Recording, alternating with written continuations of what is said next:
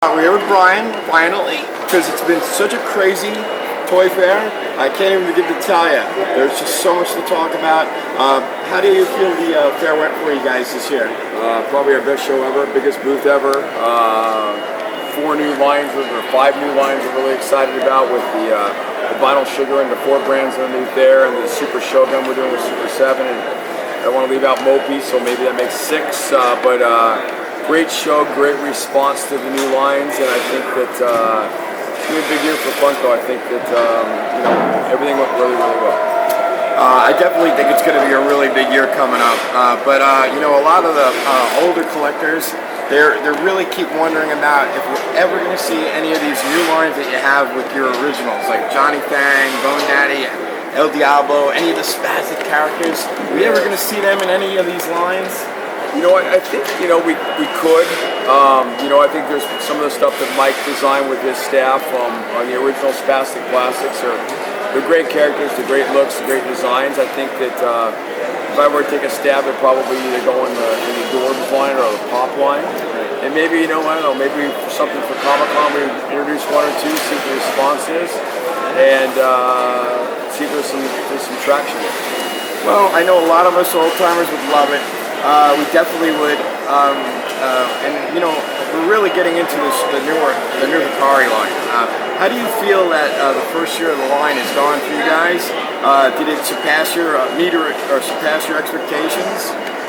Yeah, I think it did. I think we had a goal in place. Our goal in place was to introduce what I feel was Japanese vinyl in a licensed format. I think the quality and execution was exceeded beyond my wildest dreams. The paint decos, the things that we can do, and a lot of that credit goes to MD at Mind Style and kind of being the godfather of overseeing and training these factories and figuring out how to do this the right way. I think that it was a good basis. All of our products sold out in mere minutes. I think that it was pretty heavy on Turtles and Batman to begin with, but I think that as the year went on, you saw some Universal monsters, and I think 15 is going to be a lot bigger year. I think you got Star Wars, Marvel, and My Little Pony, and I think that those are 3 big licenses, and I've seen some of the executions, and some of them have been on display here at the show. I think it's going to take Hikari's level of interest for collectors to a new scale. Well, I know personally, I love the Astro Boy that came out. You guys did a great job with that. I can't wait for Gigantor.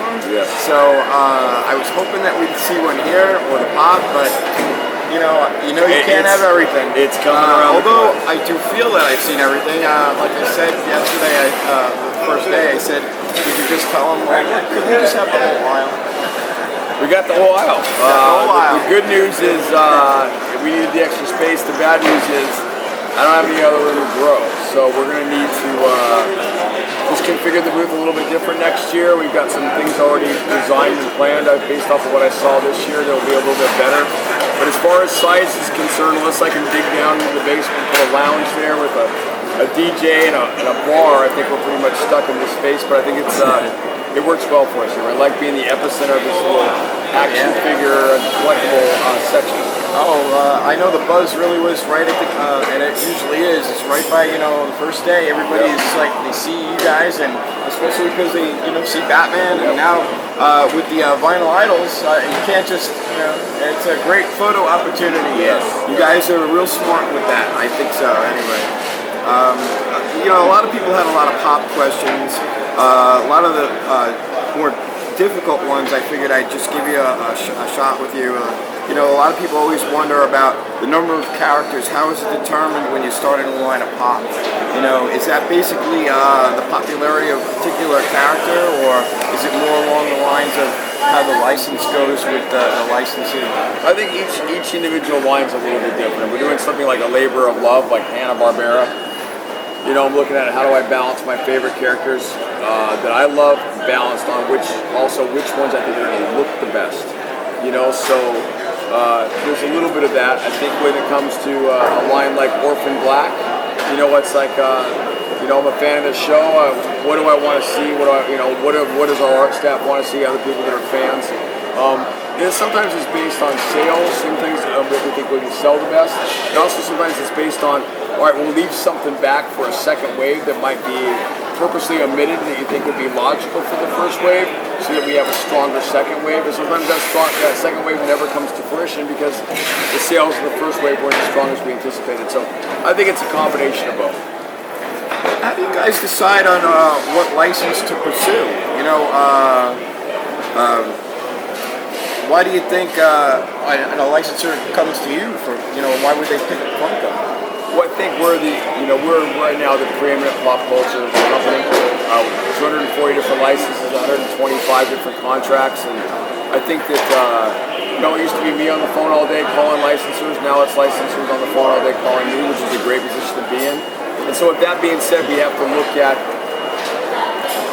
bandwidth and what we can do in a given year, and the more huge TV shows and like Game of Thrones and Walking Dead and Orphan Black and to a lesser extent Supernatural and Orange is the New Black and Episode 7 movies and Avengers 2 series movies. It really determines how much bandwidth we have to do classic Battlestar Galactica and Huckleberry Hound and Hanna-Barbera. And so there's always a piece of a puzzle that's always constantly moving. So because we got Harry Potter at the last second, probably something moves back to 2016. So it's always a jigsaw puzzle. And I think that we all have our favorites. I drive a lot of what we want to do as far as license is concerned.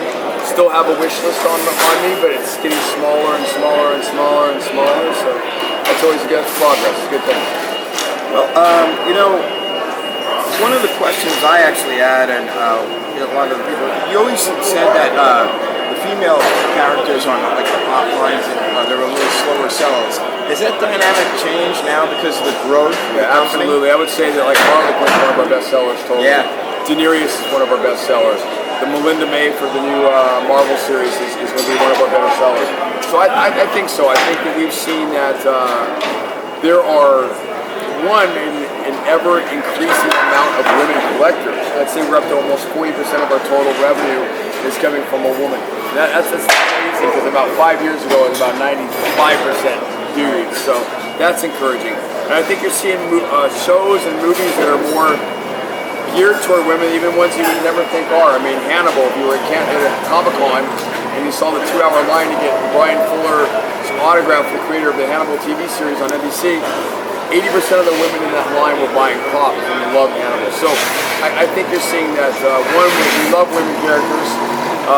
Final Vixen line is about celebrating women characters. I think you're going to see, even like the new Dorbs line, you got Scarlet Witch, you got, there's so many great characters in there. So I think that you're going to see continued evolution of increasing more and more with women characters.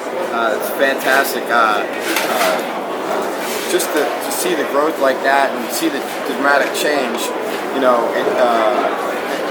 I mean, a lot of the times at first when you did those when you did the female characters, you always wanted to see more, and you get that question a lot. I know. Yeah. So, but also, are we going to see a lot more of the Pop Asia stuff? Is that? I think MD's hitting on, and Mind Style is hitting on the big cultural, I guess, mythological dragons and creatures. I think he's hitting on those top end ones first. And I think now you're starting to look at, characters that are prominent in Asia. I mean, Astro Boy or Ultraman, so I think some of those things are in his plans, and we just got to figure out how we're going to handle that. Will Funko distribute that stuff in the U.S., or we pick a partner like maybe Lev and Toytopia and distribute it? So it's an ongoing discussion. I think that I love what he's doing, and MD's a great partner of ours, and we're excited about what he continues to bring to Pop Asia. He does a lot of stuff for us logistically, and with factories and logistics and our wonderful statues, and helping create a wonderful look and feel for Funko. So we're happy to support whatever he decides to do, but I think there's going to be a more collaborative effort in what that is going forward. Well, the new collaboration that you guys have with Vinyl Sugar, that was another thing I wanted to touch base on. You've had so many going on right now with Super 7, now Vinyl. Are there any other things in the works with any other companies that you could talk about? Yeah, there's nothing I can talk about, but there are some things that we are working extremely hard behind the scenes. One is seriously epic in nature. Hopefully it comes to fruition in the next 30 to 40 days. But yeah, no, I think that, first of all, with Vinyl Sugar, I mean, we always call it the illegitimate love child of Funko. It's It's got a different look, a feel, a price point. We're going to keep it in smaller stores and out of the big box stores for at least the first couple of years. We're excited about growing that organically, and I think that. But I think what we're looking for is more collaborative efforts like what we found with Evil Corp in the UK.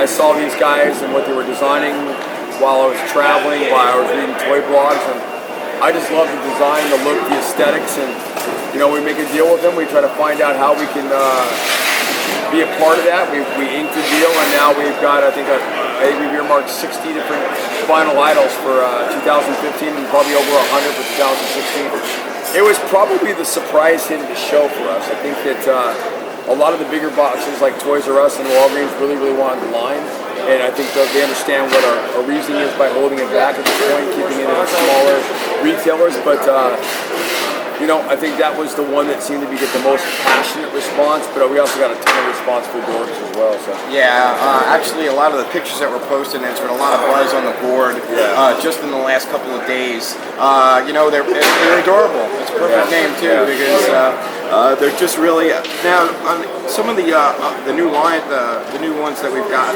We've seen like Harry Potter and Doctor Who, and maybe some other Disney ones. Are those some of the licenses that are going to carry over into the collaborations? Or are you going to be doing like, we have the Harry Potter pops now. Are we going to see Hikari? Are we going to see fabrications? We're going to see. I think with Harry Potter, we want to be all things Harry Potter. That means potentially blind box, Dorbs, vinyl idols. I mean, all that stuff. I think we worked very hard to get this license. It came at the very last minute before Toy Fair. It was our big surprise announcement before the show started on Friday. I think that we're going to be patient. We're going to do a heck of a lot of pop, and when the licensor lets us go to the next step, we will. But I certainly see a line of Dorbs for sure, blind box for sure. I'd love to do some bobbleheads, so don't forget our Wacky Wobbler friends out there. It's going to be a big year for Wacky Wobblers with Episode 7 and Doctor Who, so they're going to be taken care of, and Ant-Man. I think I see a big commitment to that property, Harry Potter. Well, and then the other one that I really am in love with that I saw is the Garbage Pail Kid ones. Yeah. Those are fantastic looking. And then, years ago we talked about, wacky packages and maybe some of those characters and anything. But, Garbage Pail Kids are great. Now, are those gonna carry over into anything else, or is that gonna just be sort of that new type of vinyl that you guys like? It's about 3.5 inches. Yeah, we're calling them really big mystery movies. I think that we were excited about the line. We wanted to bring the realness and detailedness of the card art to life, and we didn't want to simplify it in any manner. So we tried to be as on model as we possibly can. And with that, we made them a little larger to accommodate the level of detail. So I think it's a little bit of a funny line with the really big mystery minis, but we're pretty excited. And we'll see how it goes, and hopefully it morphs into a pop line and some other things as well. That would be fantastic, definitely. Do we also think that like carrying over like the Astro Boys we've gotten like Hikari? Are we going to see, I saw the one pop that Toy Tokyo had, are we going to see, Astro Boy and Gigantor and maybe Wobblers or, minis or, Legacy? Or, I think you're going to see like Gigantor and Voltron and Iron Giant in Sci-Fi miniseries too. Yeah. So that's a pretty exciting thing. Obviously the success of the Sci-Fi Series 1 and the horror mystery minis has been amazing. So we came up with 2 new series. I think the Sci-Fi Series 2 might even be stronger than Sci-Fi Series 1. We're excited about both, and I think you'll see, if you see a market for I think you're going to see a Voltron, a Hikari and a Voltron pop, and you got to see it in mystery minis. So if it goes well, we might be able to see if we can tweak it to another line. That would be awesome. There's a lot of us that would love to see that. I actually have a few specific questions from some old timers from the board.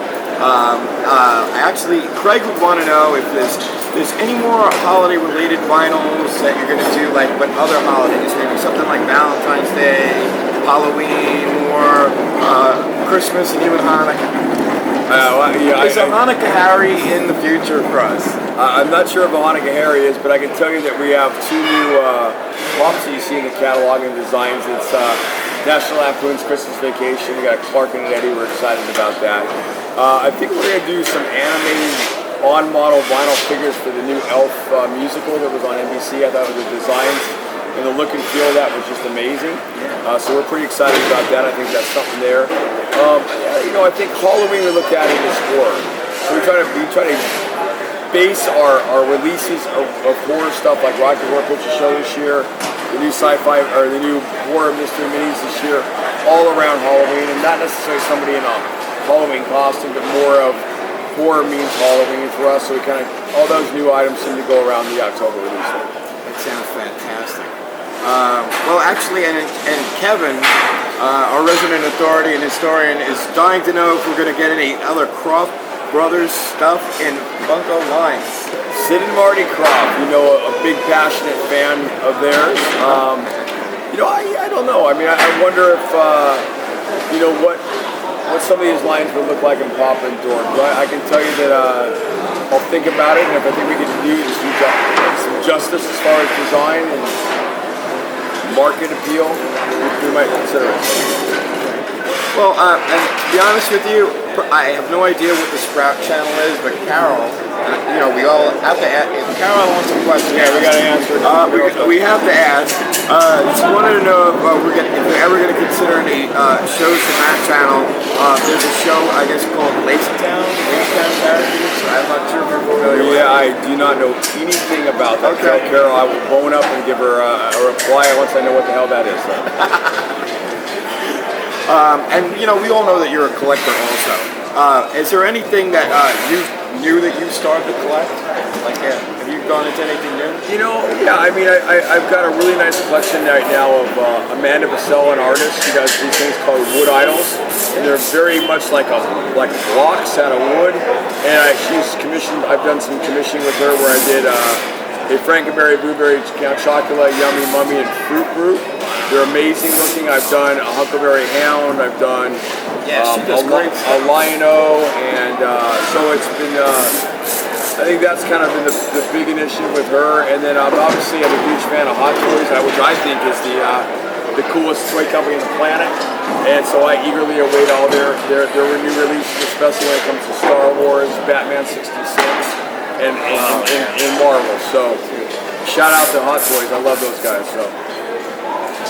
A couple other things that we wanted to touch base on is, I don't know if you knew about a lot of what we're calling is scrappers, these prototypes that they've been selling from China on eBay. Yeah. And obviously what we think they are they're pretty much look like dumpster dive stuff that are coming out of the factory. I mean, is there anything that, are you guys really aware of it? And is there something that you feel that you want to do about it? Or I think what I would tell the fans is this. I mean, this is pretty common when a company becomes very popular. I would tell you if someone's selling a prototype out of Asia, I probably wouldn't buy it. We were pretty regimented about getting our 5 colored protos and 2 white protos, and we rarely ever deviate from that. Once in a while there's a misprint or a injection color, and there might be an extra one here and there, but I would tell this to people because I know these protos are worth a lot and they're rare. Buy from someone you know. If it's coming out of Asia, coming out of China, I would stay away from it. It's probably not legit. See, good advice right from the head. We've actually, a lot of people have been trying to tell, try to stay away from that because that's what it looks like. And if I was ever at the Funko headquarters, I'd definitely be going through the dumpsters. Yeah, nothing wrong with going through our dumpsters for stuff. It's not ones that are located in Shenzhen, China. Oh God.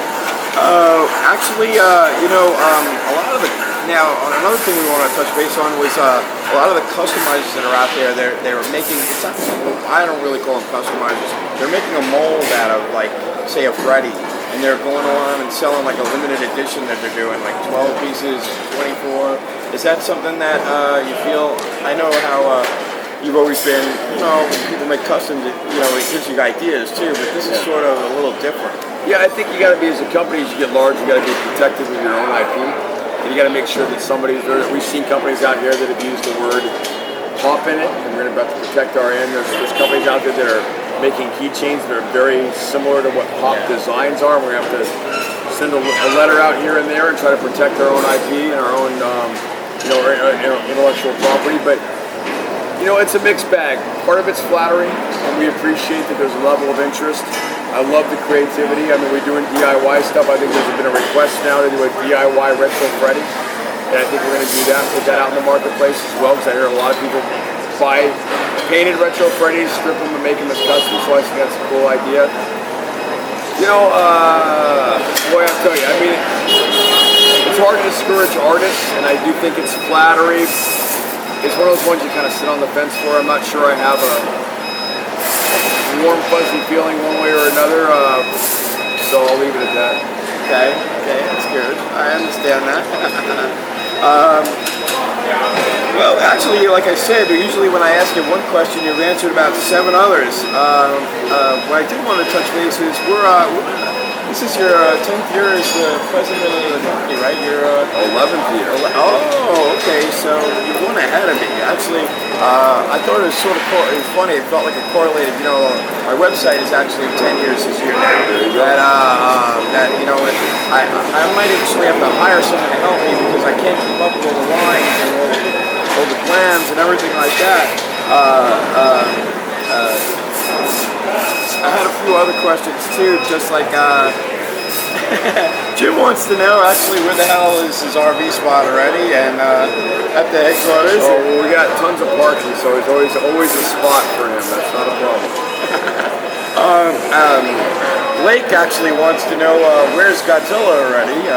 You know, great question. We'd love to do Godzilla, unequivocally.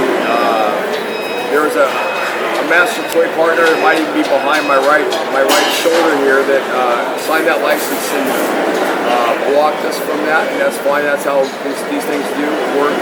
But I think there's a way we might be able to do something. Maybe it's on a limited basis. Maybe for something like a Comic-Con, where we could bring a Godzilla into the marketplace. So we're looking into that. We found out a little bit about how that might work, and hopefully that can come to fruition. I would love to see a Hikari. I think that would be perfect. Yeah, absolutely. For it. And Jacob would like to know how your tennis game is going. Do those lessons help, or do you still suck? Yeah, I definitely am not as good as I was when I played tennis in college, I can tell you that. But I'm slowly getting better, but I would still say I'm on the sucky end of slowly getting better. So. Well, and Mike would like to know what would you do for a Klondike bar? Right now, pretty much anything. Well, yep, 4th day, we're starving and we're thirsty, but some of the other things are just, just to wrap up with, what's one of the new or recent licenses that you're most proud of? You know, I think it's a great question. I got to think about that for a second. I mean, as a fan, I'm pretty excited about, things that maybe a lot of people aren't excited about. I was really excited to see Fantastic Mr. Fox as a legacy. It's a labor of love. We're not going to sell that many of them, but man, you got to own a toy company. You sometimes got to do what you want to do. I'm a huge fan of Wes Anderson. Love the way those things turned out, and they're in my movie theater room at home and in my office at work next to my daughter's picture. So there's prized areas that these things sit. You know, I love the rest of the development pop. Again, I'm a huge fan. I'm excited about seeing a Mean Machine pop rights for Hanna-Barbera, which obviously I'm a huge fan. And then I think, I'm really excited about, as far as the company's concerned, I'm really excited about episode 7. I've seen a lot of stuff that people would probably kill to see that I can't even talk about, but I'm very, very excited about what The Force Awakens is going to be for Star Wars. Super excited about Harry Potter and super excited about Doctor Who and what that means to the company. So those are all real big wins for us. How do you actually feel that the success of Funko has changed your life? Great question. I probably work more hours than I ever thought I'd work at my age. But I think that the company's gotten better around me, smarter people around me in creative, smarter people around me in sales. We have a CFO now. And I think that I get to focus more now on things that are fun instead of trying to collect people who owe us money and yelling at this and yelling at that. So I get to do fun. I get to look at more about product design, what licenses I want to hit, what price points I want to hit, what we're going to do with this and what we're going to do with that. And I think that, I think that still have a lot of energy and passion for seeing this whole story through, and I think the next couple of years will be really exciting at Funko. But not a lot's really changed. I mean, other than more successful, more great lines to do, more employees to handle, but the same passion and enthusiasm from day one is still there, and that's pretty exciting. So actually, now that you have 11 years in now, how do you imagine Funko in another 10 years from now? I hope I'm not running it in 10 years. That would be a long time. I go in 5-year plans. I think I've got a really aggressive plan for where we're going to be in 5 years. I think you might see very soon an apparel line or two coming to Funko. I think you're going to see a lot of e-commerce and some surprises, very similar to what you're seeing with the Marvel Collector Corps, with maybe Walking Dead exclusive boxes and maybe an HBO exclusive box, maybe a Disney exclusive box, but all on our e-commerce site. And I think it'll be something similar to what you're seeing right now at the Collector Corps. I think the fans going to be able to see what's in the box ahead of time, look at it, see if it's all exclusive, and make a decision to buy it or not. So I think that's pretty exciting. Yeah, that definitely is. I know there was a huge buzz about seeing the Marvel Collector's box and the Hulk Buster. Yeah. So it was just a fantastic right off the bat. Yep. I think that was definitely a great push start to that. It was fantastic, and I can't wait till I get mine. Yeah, someone had one and posted a picture somewhere, and we saw it, and we're like, yeah, we're on it already. It's an amazing piece. I mean, it's 6 inches. It's gigantic. It's very detailed. I think we're going to have another big announcement next week on what else is going to be in the box. The second reveal. I think it's if you're a hardcore Marvel fan, it's going to excite you a lot. So I think you'll see another interesting push on what's going to make this whole collaborative effort with Marvel really special. Well, I was just thinking, actually, this wasn't even one of my questions, but you know how, there's a lot of these boxes out there like Loot Crate, and they combine a lot of different things. Obviously with all the people that you've worked with, all the collaborations, why would Funko want to go and try that? Yeah, I think that's what Marvel Collector Corps is all about. Yeah. I mean, we had our own idea. The president of Marvel, Paul Gitter, said, why won't you do that for just us? I think it would be awesome. I'd love to have like a nice pop, a shirt from Blobhouse, things like that. We get it all together. Yeah, it would look fantastic. Yeah, I think you're going to see a lot of the collaborative efforts in the very, very, very near future. And the other big news through the fair was New York Comic Con. Yeah. So if you could tell us a little bit about what's going on about that, we'd love to hear. Yeah, I know it'll be our first trip to New York. We're excited about it. We have a very large booth. We're going to have a little bit of a split booth where 70% of the space is going to be earmarked for Comic-Con and 30% of the space is going to be earmarked for Marvel Collector Corps, and reaching the fans out on a personal level and building that community. It's going to be we have a handful of exclusives. I mean, it's going to be not as big as New York as far as pure numbers, but I think the stuff we are bringing is really, really quality. And so I think it's going to be a fun first year in New York. Well, I'm a homeboy here from New York, so whenever you need anything, just give me a call. You always said that, if you ever came out this way, I'm your guy, so I'm your guy. All right, I love it. But, Ryan, as always, 30 seconds, Ron. Once again, for taking some time for some questions from the fanatics and everybody from the board and, people from my Facebook group and everything. Thanks a lot. It gives us a lot of information to process. And I'm really looking forward to what's going on next year. And like you said, the year after that, 2016, is going to be even more. Cool, buddy. Thank you very much. All right. That wraps it up. Another year at Toy Fair.